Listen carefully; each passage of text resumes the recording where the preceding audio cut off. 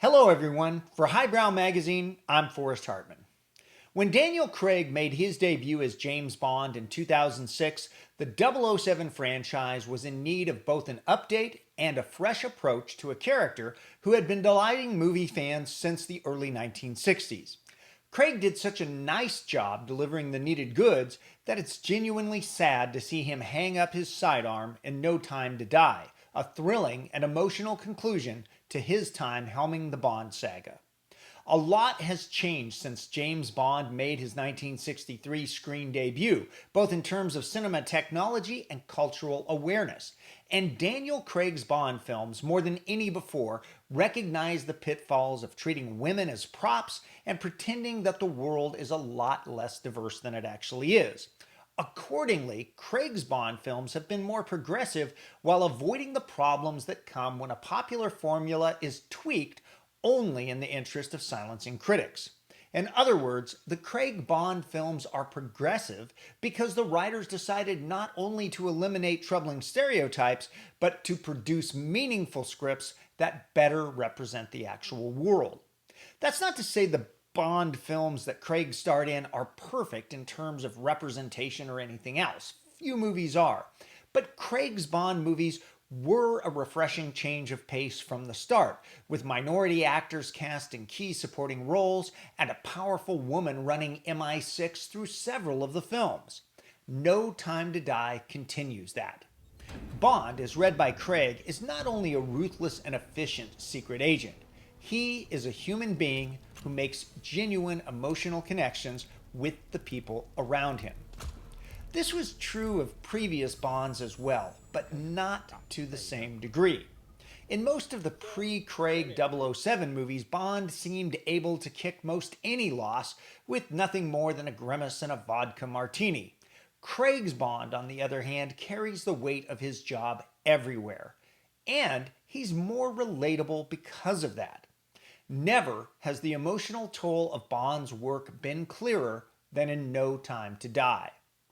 This time around, Bond is asked to eliminate the threat of a deadly biological weapon that can target anyone based on their genetic makeup, while coming to terms with a lost relationship that has haunted him for years.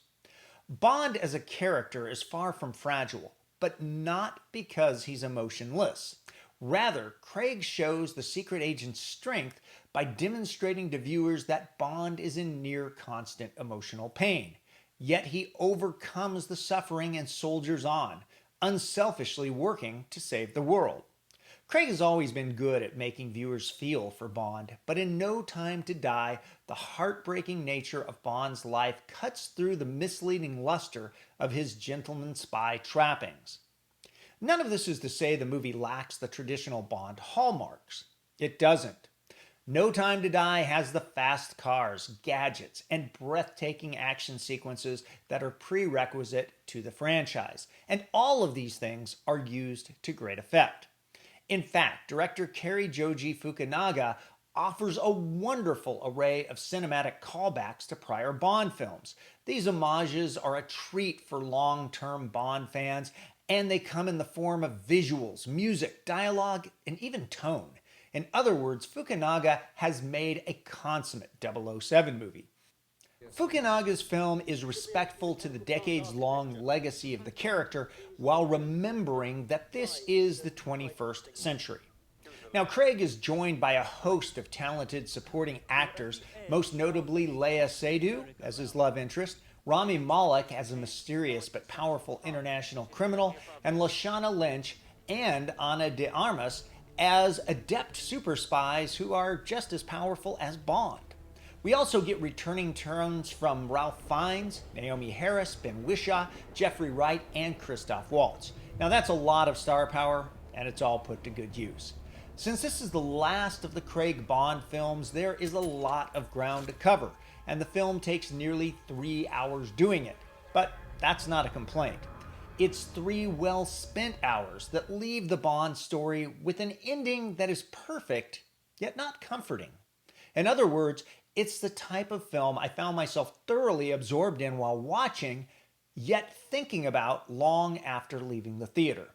Now that's the sort of reaction one has to art. not a throwaway cinematic blockbuster. And it's a fitting way for the curtain to close on Craig's reading of such an iconic character. For Highbrow Magazine, I'm Forrest Hartman.